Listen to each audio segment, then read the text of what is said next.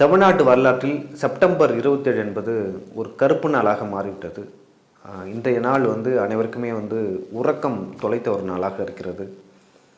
கரூரில் நடந்த அந்த துயரமான சம்பவம் பல உறக்கங்களை கெடுத்து, இன்னும் நாம் தொலைக்காட்சியில் பார்த்த அந்த கதறல்கள், அந்த சத்தம் கேட்டுக்கிட்டே இருக்குது. சமூக வலைதளங்களையும் சரி, தொலைக்காட்சியிலும் சரி, பல்வேறு தரப்பினர் பல்வேறு காரணங்களை சொல்கிறாங்க.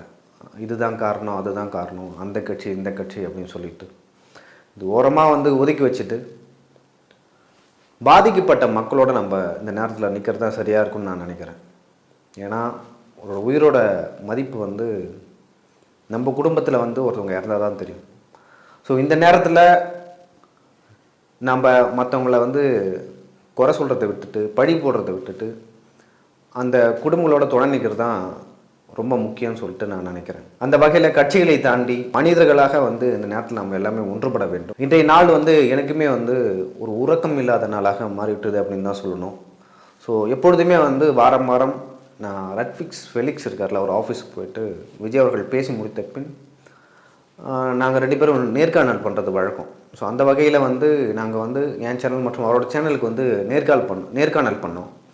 அப்படி பண்ணும்பொழுது சரி நேரத்தில் நம்ம அந்த விஜயோட வீடியோ அதையே பார்க்கும்போது வழக்கத்துக்கு மாறாக சில விஷயங்கள் அந்த வீடியோவில் நடந்தது. விஜய் அவர்கள் ஆம்புலன்ஸ் போகிறதால 2 முறை அவர் பேசுகிறதே நிறுத்தினார். அதே போல் தண்ணீர் பாட்டில்லாம் கொடுத்து உதவினார். ஸோ அது முடித்து நாங்கள் இருவரும்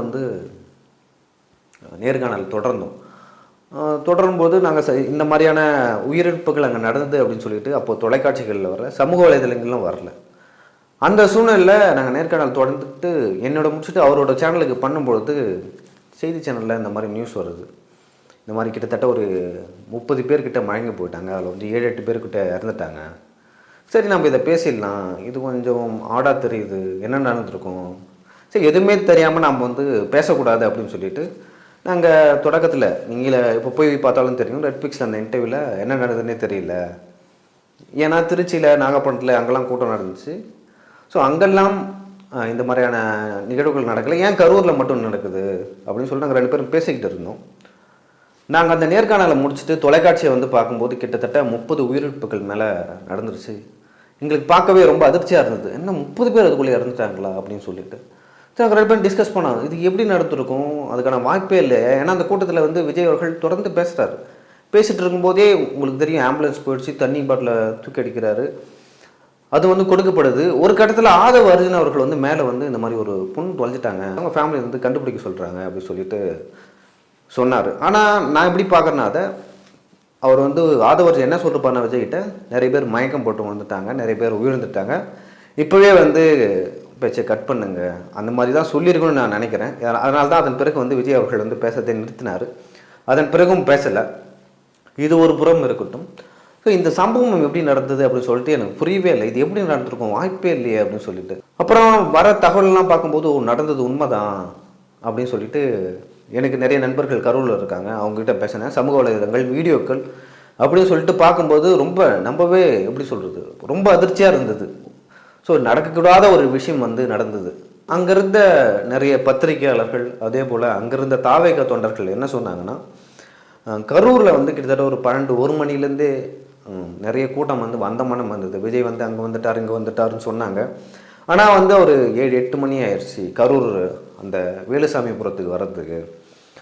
அதனால் காலையிலேருந்தே மக்கள் காத்திருந்தாங்க. நிறைய பேர் தண்ணீர் கூட கொடுக்க ஆள் இல்லை. ஸோ அதனால் விஜய் அவர்கள் உள்ளே வந்த உடனே நெருங்க விஜயை பார்க்க வேண்டும் சொன்ன அந்த 4 முனை சாலையில் ஒரு பக்கம் இருக்கவங்க என்ன பண்ணாங்கன்னா, ஸோ விஜயை பார்க்க வராங்கன்னு சொல்லிட்டு ரொம்ப நெரிசலில் கிட்ட வரும்போது நெருங்கி கிட்டத்தட்ட ஒரு 50 பேர்கிட்ட சாஞ்சாங்களாம். அந்த 50 பேர்கிட்ட சாயும்போது அது மேலே ஒரு 50 பேர் விழுந்தாங்க. நியூஸ் தமிழ் 24/7 கார்த்திக்னு சொல்லிட்டு ஒரு ரிப்போர்ட்டர் லைவ்லேயே அழுதார். என் கையாலே என் பையன் வயசு இருக்கும் அவங்களுக்கு நான் தூக்கி கொடுத்தேன் அப்படின்னு சொல்லிட்டு அழறாரு. அப்படி சாயும்போது அங்கே தண்ணி கொடுக்க கூட ஆள் இல்லை, தூக்கி விடுறதுக்கு ஆள் இல்லை, ஆம்புலன்ஸ் இல்லை. அதே போல் நாங்கள் தண்ணி ரொம்ப நேரமாக கேட்டிருந்தோம், கிடைக்கல. நான் நிறைய பேரை காப்பாற்றினேன், நிறைய பேரை என்னால் காப்பாற்ற முடியல. நிறைய பேர் சிறுவர்கள் பள்ளி குழந்தைங்க நிறைய பேர் வந்து பெண்கள் அப்படின்னு சொல்லிட்டு சொல்கிறாரு. அப்படியே கும்பலாக வந்து ஒரு 50 பேர் மேலே சாஞ்சா என்ன ஆகும்?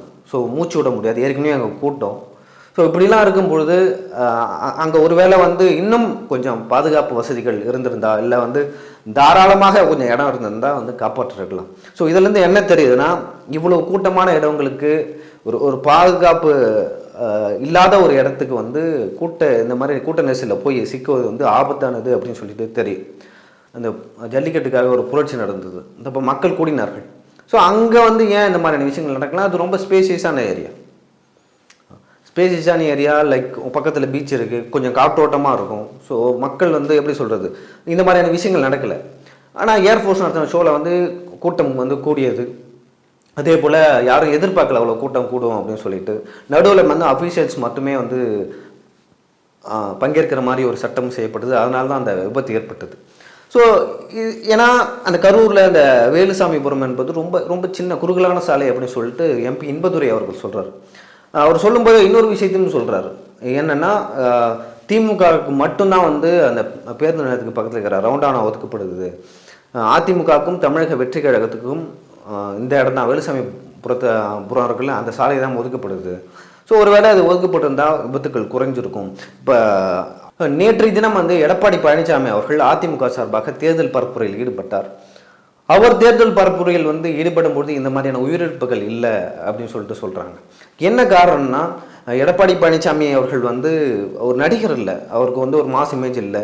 வேறு எந்த பொலிட்டிக்கல், இப்போ ஸ்டாலின் அவர்கள் போயிருந்தாலும் வந்து அவங்க கூட்டம் கூடியிருக்காது, சில ஜெயலலிதா அவர்கள் போயிருந்தாலும் கூட்டம் கூடியிருக்கும். கூடியிருந்தாலும் வந்து இது விபத்தில் வந்து முடிகிற மாதிரி இருந்திருக்காது. ஸோ விஜய் அவருக்கு வந்து நிறைய ரசிகர்கள், பெண்கள், சிறுவர்கள் சொல்லி நான் பார்த்து ஆகணும் அப்படின்னு சொல்லிட்டு போனாங்க. அப்படி போகும்போது இந்த மாதிரியான ஒரு விபத்து நடந்தது. ஸோ இந்த விஷயத்தில் என்னை பொறுத்த வரைக்கும் விஜய் அவர்களையோ இல்லை தமிழக வெற்றி கழகத்தையோ இல்லை தமிழக காவல்துறை யாருமே வந்து குறை சொல்ல முடியாது, சொல்லக்கூடாது, யார் மேலேயும் பழி போடக்கூடாது. இதுலேருந்து நம்ம வந்து பாடம் கற்றுக்கணும் அப்படின்னு சொல்லி தான் நான் நினைக்கிறேன். ஏன்னா ஒருவரை வந்து குறை சொல்லி அதை அரசியல் லாபத்துக்காக வந்து பயன்படுத்திக் கொள்வதை வந்து நான் விரும்பவே இல்லை. அப்படி பண்ணாலும் அது சரியாகவும் ஆகாது. ஸோ எதிர்காலத்தில் இந்த மாதிரியான ஒரு நிகழ்வு வந்து தமிழ்நாட்டில் நடக்கக்கூடாதுன்னு நான் நினைக்கிறேன். கரூரில் நடந்த இந்த கோரமான சம்பவம் குறித்து பல்வேறு தரப்பினர் வந்து பல்வேறு விஷயங்களை வந்து சொல்கிறாங்க. ஸோ அதில் வந்து எது உண்மை எது போய் அதெல்லாம் பார்க்கறதுக்கு முன்னாடி அவங்கவுங்க தரப்பினர் என்ன சொல்கிறாங்க அப்படின்னு சொல்லிட்டு பார்க்கலாம். தமிழக வெற்றி கழகத்தினர் என்ன சொல்கிறாங்கன்னா, ஸோ நாங்கள் வந்து கரூரில் வந்து வேறு ஒரு இடத்து பேருந்து நிலையம் பக்கத்தில் இருக்க ஒரு ரவுண்டானா கேட்டோம். ஆனால் அரசு தரப்பில் வந்து எங்களுக்கு அது தரலை. அதே போல் விஜய் அவர்கள் வந்து கடைசி நேரம் வரைக்கும் எங்கே வராரு அப்படின்னே எங்களுக்கு தெரியல. ஸோ அங்கே ரவுண்டானுக்கு வராரா, அங்கே வேலுசாமிபுரம் இந்த பக்கம் வராரா அப்படின்னு சொல்லி எங்களுக்கு தெரியவே இல்லை அப்படின்னு சொல்லிட்டு ஒரு தரப்பினர் சொல்கிறாங்க. இன்னொரு தரப்பினர் என்ன சொல்கிறாங்கன்னா, போலீஸார் நினைத்திருந்தால் இதை வந்து கண்ட்ரோல் பண்ணியிருக்க முடியும் இந்த கூட்டத்தை, ஏன்னா அங்கே போதியமான அளவுக்கு வந்து போலீஸார் இல்லை அப்படின்னு சொல்லிட்டு ஒரு தரப்பினர் சொல்கிறாங்க. தமிழக வெற்றி கழகத்தின் சார்பாக வந்து நிறைய பேர் நிர்வாகிகள் என்ன சொல்கிறாங்கன்னா, நாங்கள் தொடர்ந்து சொல்லிட்டு வரோம், குறிப்பாக தாய்மார்கள், குழந்தைகள் வச்சுருக்க பெண்கள், கர்ப்பிணி பெண்கள், இவங்களாம் வந்து தயவு செஞ்சு வராதிங்க, வந்தால் கூட்டத்தில் சிக்கினீங்கன்னா வந்து ஆபத்தாக முடியும் அப்படின்னு சொல்லிட்டு சொன்னாங்க.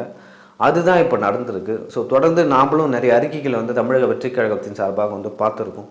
ஸோ அவங்க வந்து அதை தான் சொன்னாங்க, தயவு செஞ்சு பெண்களும் குழந்தைகளும் கூட்டி கொண்டு வராதிங்க, ஏன்னா கூட்ட நெரிசலில் சிக்கனா வந்து என்ன ஆகும் அப்படின்னு சொல்லிட்டு சொன்னாங்க. இன்னொரு திமுக தரப்பினர் வந்து என்ன சொல்கிறாங்கன்னா, தமிழக வெற்றி கழகத்தின் சார்பாக வந்து கிட்டத்தட்ட ஒரு 10,000 பேருக்கு தான் அனுமதி கேட்டாங்க. ஸோ அதனால தான் வந்து அனுமதி 10,000 பேருக்கு கொடுத்தாங்க. ஸோ அப்படி அனுமதி கேட்டதே தவறு அப்படின்னு சொல்லிட்டு சொல்கிறாங்க. இன்னொரு பக்கம் என்ன சொன்னாங்க, வெறும் ரசிகர்கள், அவங்க ஒரு நடிகரை பார்க்கறதுக்கு ரசிகர்கள் வந்து எப்படி தான் கூடுவாங்க, அதனால் உயிரிழப்பு ஏற்படுது அப்படின்னு சொல்லிட்டு சொல்கிறாங்க. ஸோ நாம் வந்து அதை எப்படி பார்க்கணுன்னா, தமிழ்நாட்டின் உளவுத்துறை இருக்குது, அவங்களுக்கு தெரியும் விஜய்க்கு எந்த மாதிரியான கூட்டம் கூடுது அப்படின்னு சொல்லிட்டு. ஸோ அப்படி கூடும்பொழுது அவர்கள் தான் வந்து முன்னேற்பாடுகளை செஞ்சுருக்கணும். விஜய் வந்து உங்களை எப்படி வேணால் விமர்சிக்கலாம், அவர் மேலே வந்து தவறே கூட இருக்கலாம்னு வச்சுக்கிங்களேன். ஸோ அவர் 10,000 பேரை கேட்டார், ஆனால் 10,000 பேர் வரமாட்டாங்கன்னு சொல்லிட்டு இங்கே இருக்கிற உளவுத்துறைக்கும் தெரியும், அதே போல் காவல்துறை அதிகாரிகளுக்கும் தெரியும். ஸோ நான் அவர்களாம் வந்து குற்றம் சொல்ல விரும்பவில்லை, கொஞ்சம் ப்ரிகாஷன் பண்ணிருக்கலாம். ஸோ இதெல்லாம் வந்து கொஞ்சம் தடுத்திருந்தால் வந்து இத்தனை பேர் கிட்டத்தட்ட ஒரு 40 பேர்கிட்ட இப்போ உயிரிழந்துட்டார்கள். ஸோ அந்த 40 பேரையும் வந்து நம்ம காப்பாற்றுறாங்க. அதில் பெரும்பாலும் வந்து குழந்தைகள், பெண்கள், இளைஞர்கள் எல்லாம் வந்து பள்ளிக்கூடம் படிக்கிற பசங்க, அதே போல் கல்லூரி படிக்கிற பசங்க, ஸ்கூல் படிக்கிற சின்ன பசங்க, வயதானவர்கள் அப்படின்னு சொல்லிட்டு விஜயை பார்க்க வந்த ஒரே நோக்கத்துக்காக அவர்கள்லாம் வந்து அவங்களுக்கெல்லாம் தெரியாது நம்ம வந்து இதுக்காக வரோம், இறக்க போகிறோம் அப்படின்னு சொல்லிட்டு. ஸோ வந்து ஒருவேளை அவங்களாம் ஒரு ப்ரிகாஷன் எடுத்திருந்தா இந்த மாதிரி நடந்திருக்காரு. ஸோ நம்ம வந்து இது இது வந்து ஒரு ஒரு விபத்து அப்படின்னு தான் என்னை பொறுத்த வரைக்கும் நான் சொல்லுவேன். ஒரு கூட்டம் கூடுது. ஸோ மதுரையிலையோ இல்லை விக்கிரவாண்டியிலையோ அதே போல் திருச்சியில் கூடியது, அங்கேயும் கூட இந்த விபத்துகள் நடந்திருக்கலாம். அங்கெல்லாம் நடக்காமல் இந்த விபத்து வந்து இங்கே நடந்திருக்கு. ஸோ இதன் பிறகும் வந்து இந்த மாதிரியான விஷயங்களில் வந்து ரொம்ப விழிப்புணர்வாக இருக்கணும். ஸோ கூட்டம் கூடுவதை வந்து கொஞ்சம் தவிர்க்கணும். அதே போல் எங்கே போனாலும் கொஞ்சம் இடைவெளி விட்டு இந்த மாதிரி விஷயங்களை நம்ம பங்கேற்கணும். அதே போல் அரசாங்கமும் தேவையான உதவிகளை வந்து செய்யணும். எனக்கு தெரிஞ்சு எதிர்காலத்தில் விஜய் அவர்கள் வந்து பங்கேற்க போகிறாரா இல்லையா அப்படின்னு சொல்லிட்டு எனக்கு தெரியல. ஸோ பொறுத்திருந்துலாம் பார்க்கலாம். என்னதான் இங்கே இருக்கிற அரசியல் தலைவர்கள், அதே போல் ஊடகங்கள் நிறைய பேர் வந்து ஆழ்ந்த அனுதாபங்களை, இரங்கல்களை தெரிவிக்கிறாங்க. ஸோ ஒரு குடும்பத்தில் ஒருத்தவங்களை இழந்தால் அந்த குடும்பத்தில் இருக்கிற ஒருத்தவங்களுக்கு தான் அதோட வலி தெரியும். அந்த வகையில் அவர்களுடைய வலியை வந்து யாராலையும் ஈடு செய்யவே முடியாது. ஸோ இனிமேலும் வந்து தமிழகத்தில் இந்த மாதிரியான ஒரு இறப்பு வந்து விபத்து எங்கேயுமே வந்து நடக்கக்கூடாது அப்படின்னு சொல்லிட்டு நம்ம உறுதியேற்போம். அதே போல் இறந்தவருடைய ஆன்மாக்கள் இறைவனிடம் அமைதி பெற எல்லாம் வல்ல இறைவனை பிரார்த்திக்கிறேன்.